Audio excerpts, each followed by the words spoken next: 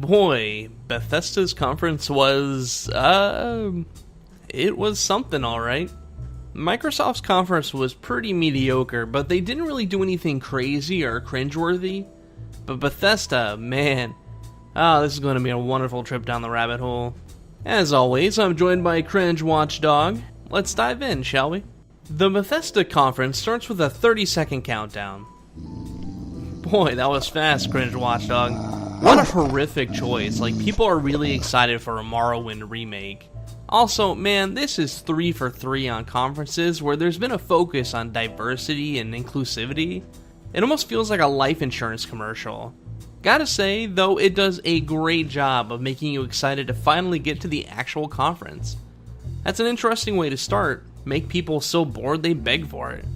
After Pete Hines babbles on for a while, he makes some promises to show us. Also hilarious, watch the audience. What do you see? The past year has been an exciting one for Bethesda as we released some of the best games of 2017. Games like Prey, Dishonored: Death of the Outsider, The Evil Within 2, Wolfenstein 2.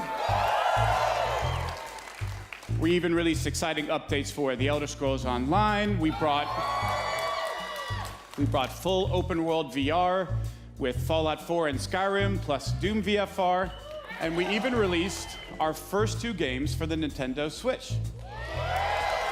That's right, none of them are actually cheering or clapping when you can hear cheering and clapping.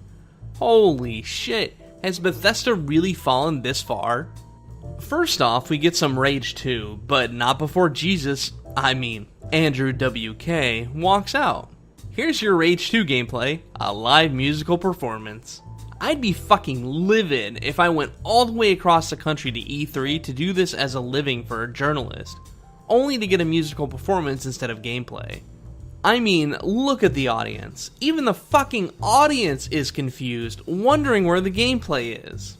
Luckily, this is still better than Electronic Arts by far, but as I said last video, that's not exactly a tall hurdle to jump or anything. Hi everyone, my name is Tim Willits and I am the studio director at id Software. And I'm Magnus Nedfors, game director at Avalanche Studios. And we're here to say that Rage is back. Rage is back? The game no one asked for? We're almost 12 minutes into this conference now, and we haven't seen a single screen of gameplay. Finally, 15 minutes in, we get some gameplay footage. Personally, I don't care about Rage. I couldn't even get the original to run on my PC. So if this game actually runs properly, it'll already be an improvement over the original. Luckily, it looks good, but I bet it's not going to look anything like this when the game launches. Also, it's nice to know that even though this is a post-apocalyptic wasteland, there's apparently plenty of pharmacies still selling hair dye. Next, they let a kid on stage to talk about Elder Scrolls Legends. Personally, I was shocked they let him stay out past his bedtime. Now we get a good look at Legends, which is basically a mobile card strategy game. Looks like Hearthstone to me. It all looks like Hearthstone to me. Information on new Elder Scrolls Online content is next. Since no one worth taking seriously still plays that, we're gonna go ahead and move on. Another cryptic trailer, but at least there's hints to tell you it's Doom, not too deep into it, so at least Bethesda does something right here. It looks like it's a sequel to the Doom remake from a couple of years back. They're calling this one Doom Eternal. As you might expect, there's no actual gameplay here, but it's Doom, so you can probably guess. Then, of course, we move on to Quake.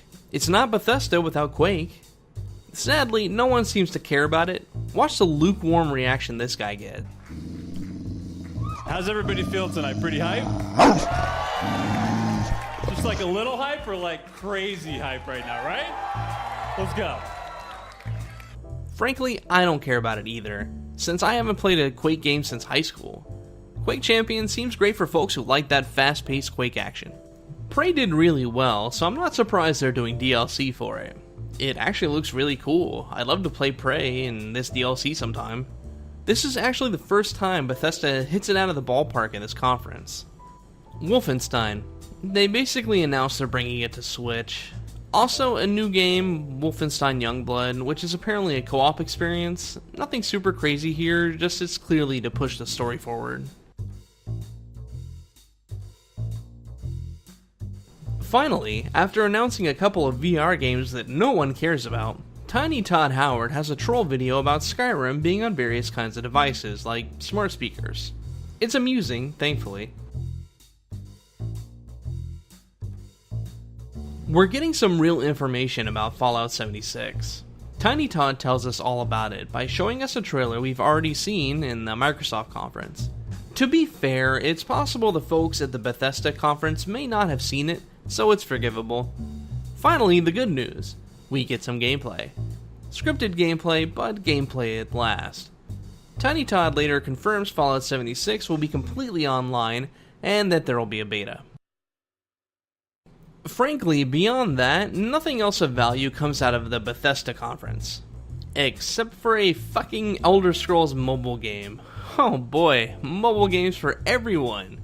Toward the end they announce a space game, Starfield, but there's no real information beyond that. Then Tiny Todd goes one step beyond and shows us that they are indeed working on Elder Scrolls 6. Not that this is a shock to anyone, I mean, it was inevitable. The Bethesda conference had a really bad start, but at least a decent ending. You'd think after so many years these companies would know how to have a consistent conference from start to finish, but nope. Oh well, we've still got a few conferences to go, so hopefully somebody gets it right. As for the old E3 leaks, well, the only thing it gets right is Rage 2. The rest of it completely misses. Thanks for hanging out with me today. Subscribe if you like my content here, or follow me on social media. See you next video.